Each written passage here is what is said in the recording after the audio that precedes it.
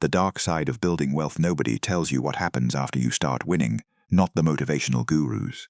Not the finance books. Not the millionaires posting fake discipline quotes from penthouses they barely own. Because the moment you begin building real wealth, something darker begins to happen. Your relationships change.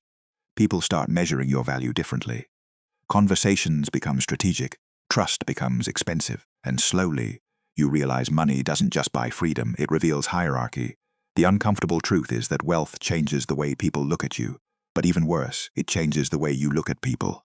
And most men are psychologically unprepared for what comes next. So before we go deeper, type, "I see the game now" in the comments, not for the algorithm, but as a signal that you're starting to recognize the hidden rules most people spend their entire lives pretending don't exist. Most people think building wealth is about discipline, wake up early, work harder, stay consistent.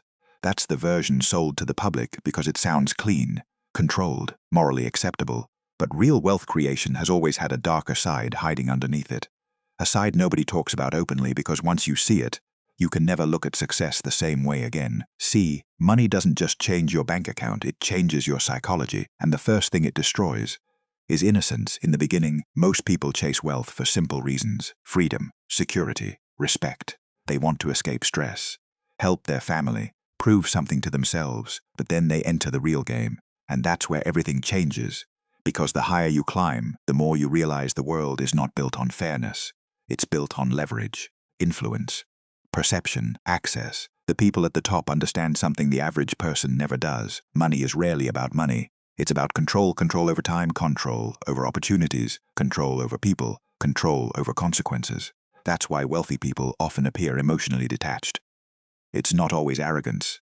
Sometimes it's adaptation, because once you understand how the system truly works, emotional thinking becomes expensive. Look carefully at the corporate world. The man who gets promoted is not always the hardest worker. The company that dominates isn't always the most ethical. The billionaire who wins isn't always the smartest. Usually, it's the person who understands human behavior better than everyone else.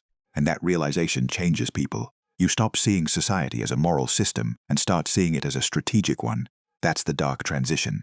The moment ambition stops being emotional and becomes calculated. This is why so many wealthy individuals become obsessed with power dynamics. They begin studying psychology, influence, negotiation, status, manipulations, not because they're evil, because they realize the world rewards perception more than honesty. A businessman can lose millions because he trusted the wrong person once. A celebrity can be destroyed by one public narrative. A founder can spend years building something, only to watch someone with better connections take everything. So eventually, successful people become colder, more selective, more guarded, more difficult to access. Not because wealth corrupted them overnight, but because experience trained them to stop being naive. And this is the part social media never shows you. Everyone posts the watches, the cars, the private dinners, the luxury hotels. Nobody posts the paranoia. Nobody talks about the loneliness that comes when you no longer know who genuinely supports you and who's simply attached to your value, because wealth changes social gravity. The moment people believe you have power, they begin orbiting differently around you. Some become competitive, some become resentful, some become obedient, some become fake. And if you're not psychologically prepared for that shift, it destroys you internally. A lot of men think money will make them feel safe, but extreme success often creates the opposite effect. You start questioning motives, you become hyper-aware of manipulation, you analyze every interaction, every compliment, every opportunity. You stop asking, "Do they like me?" and start asking, "What do they want from me?" That's why many powerful people eventually isolate themselves. Not because they hate people, because access became dangerous. Think about the most powerful individuals in history: kings, CEOs, political leaders, financial elites. Most of them slowly became emotionally distant over time. Why? Because power forces you to see human nature without illusions. You begin noticing how quickly loyalty changes around status, how morality bends around money, how respect can be manufactured through influence alone. And once you see that consistently, you stop romanticizing people. You start studying them instead. That's the hidden psychological cost of wealth, not greed, detachment. The dangerous part is, this mindset can become addictive, because emotional distance makes you stronger in certain environments. You negotiate better, you think clearer, you become harder to manipulate, you stop making decisions based on guilt or validation. And the world rewards that version of you. But there's a price. The more strategic you become, the harder it becomes to trust naturally, to connect deeply, to feel emotionally safe around others. Eventually, some people become so focused on protecting their power, they lose the ability to feel peace. And that's where wealth becomes dangerous, not when it changes your lifestyle, when it changes your identity. Because the real dark side of building wealth isn't losing your humanity overnight, it's losing it slowly, while society applauds you for it. The frightening part is that most people never notice this transformation happening to them. It happens quietly. At first, you simply become more disciplined, more focused, more ambitious. Then slowly, you become harder. You stop tolerating weakness. You stop explaining yourself. You stop giving energy to people who slow you down. And in many ways, that evolution is necessary. Because the truth is, soft people rarely survive in competitive environments. The corporate world rewards emotional control. Business rewards strategic thinking. Power rewards those who can detach under pressure. That's why many wealthy individuals begin operating almost like machines, not emotional, not reactive, just efficient. Every relationship becomes an evaluation. Every opportunity becomes a calculation. Every conversation becomes an exchange of value. And eventually, you realize something uncomfortable. The world treats you better when you become less emotionally available. People respect boundaries more than kindness. They respond to status more than sincerity. They admire power more than honesty. That realization alone changes the way many men interact with the world forever.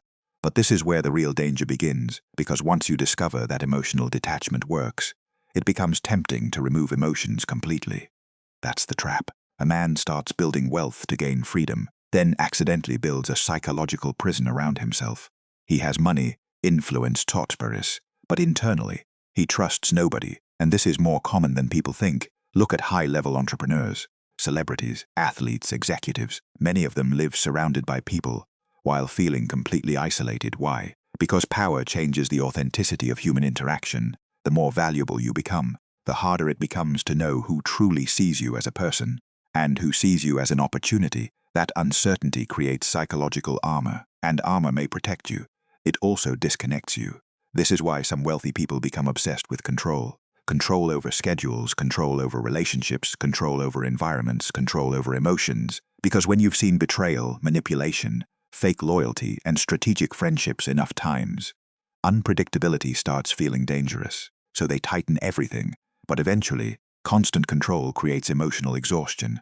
And here's the irony nobody talks about. The same mindset that helps many people build wealth can quietly destroy their ability to enjoy it. Because peace and power do not always grow together. Sometimes the stronger you become externally, more disconnected you become internally. That's why some men reach levels of success they once dreamed about, only to feel emotionally numb when they finally arrive. Not because money failed, because they sacrificed too much of themselves while chasing it. And this is the part young ambitious men need to understand. There's nothing wrong with becoming powerful, nothing wrong with building wealth, nothing wrong with becoming dangerous in a competitive world. But if ambition removes your ability to trust, connect, feel, or experience genuine peace, then eventually the victory becomes hollow. Real power is not becoming emotionally dead. Real power is maintaining self-control without losing your humanity. That's the balance very few people master. The elites understand strategy. They understand perception. They understand influence. But the truly rare individuals understand how to build power without becoming consumed by it. And maybe that's the final lesson hidden inside all of this. Wealth magnifies who you already are. If there's insecurity inside you, wealth amplifies it. If there's ego inside you, wealth feeds it. If there's emptiness inside you, wealth hides it temporarily, but never removes it. Money changes your environment, but psychology determines whether success becomes freedom or another form of captivity. So build your wealth carefully, not just financially, mentally, emotionally, spiritually, because the world will teach you how to make money. Very few people will teach you how to keep your soul while making it. And that's where we'll leave this conversation. Until next time, stay dangerous, stay disciplined, and never forget. The most powerful people in the room are usually the ones who learned how to control themselves before trying to control the world.